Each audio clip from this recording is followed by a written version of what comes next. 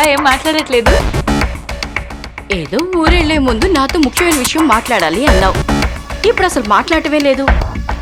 అది సరే, తల్లి మనసుకు తెలీదా తన బిడ్డ ఎప్పుడేం తింటాడు, ఎప్పుడేం ఆలోచిస్తాడు అని? నాకు నువ్వు తప్ప ఇంకెవరున్నారు జీవా? ఇప్పుడు నా దగ్గర నీకేం కావాలి? స్వప్నను పెళ్లి చేసుకోవటానికి పర్మిషన్ కావాలా? దానికి స్వప్న వాళ్ళ నాన్నగారి పర్మిషన్ కావాలి. ఇక నా పర్మిషన్ అంటావా? Already granted. Aunty you are great. రా జీవా వెళ్దాం. వెళ్ళి మా నాన్నకి చెప్పి పర్మిషన్ కొంచెం అవుతావా? నాకు మెంటల్ వచ్చేస్తుంది. 2 రోజుల్లో బాగా మారిపోయావు జీవా. కుమారస్వామి చెప్పాడు జీవాకి వాల్తేరులో ఏదో గాలదూలో పట్టింది అని. మనం ఉన్నా లేడు, వీడొచ్చిన దగ్గర నుండి తెగ అరుస్తూనే ఉన్నాడు, ఏదో దెయ్యాన్ని చూసినట్టు. ఇదిగో చూడమ్మా స్వప్న, ఓ మంచి రోజు చూసి నేనే వచ్చి మీ నాన్నగారితో మాట్లాడతాను. Thank you aunty. ఇంతకన్నా సంతోషించే విషయం నాకు ఈ ప్రపంచంలో ఇంకేముంటుంది చెప్పు? పదా.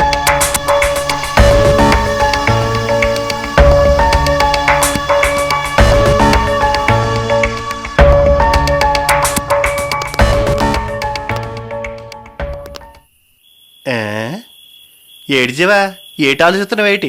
సురి, ఈ టైంలో మా ఊరు వెళ్ళడానికి బస్సు గానీ ట్రైన్ గానీ ఉంటుందా? ఏ, లారీలు కూడా ఉంటాయి, కానీ నువ్వు మాత్రం వెళ్ళలేవు. ఏ? మళ్ళీ ఏంటంటావేటి? నువ్వు వెళ్తే మీ అమ్మ చంపేస్తాడు. ఏంటి ఆలోచిస్తున్నావు? ఈ సూర్యగాని చంపేస్తే గురువుకి ఎలా ఫోన్ చేస్తాడనే కదా. నేను అరగంటకు ఒకసారి ఫోన్ చేయలేదనుకో, ఆవేశంతో అక్కడ మీ అమ్మని చంపేస్తాడు. అదే గురు ప్లాను. సరే సరే, ముందో ప్యాక్ చేసుకో. అలవాట్లేదు. అలవాట్లేదా? చేసుకోవాయ్. అయ్యో అయ్యో, ఏటిడి పరిస్థితి? వాసనకి అవుట్ అయిపోయాడు.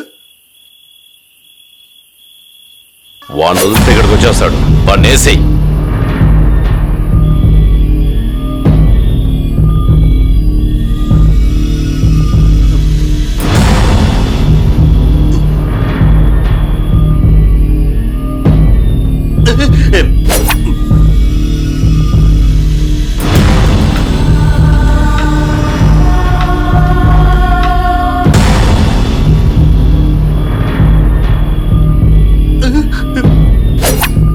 నువ్వే కనిపిస్తున్నావు గురు.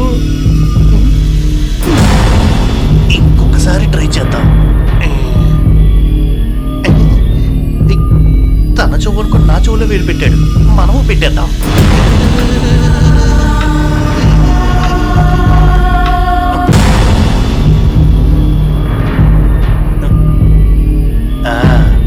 ఇప్పుడు మొహమే కనబడటం లేదు.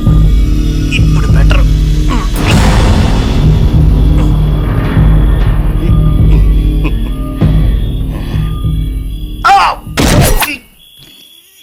వెనక్కి తిరిగి ఎక్కడ తన్నాడో చూడు. నువ్వు మామూలు కాదురా రే.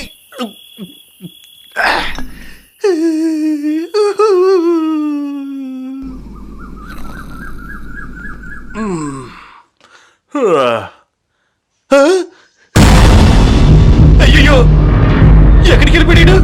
అయ్యయ్యో, గురువుకు తెలిసిందంటే నన్ను సముద్రంలోకి తోసి మరి చంపేస్తాడు. ఎక్కడికి వెళ్ళిపోయాడు ఏంటో.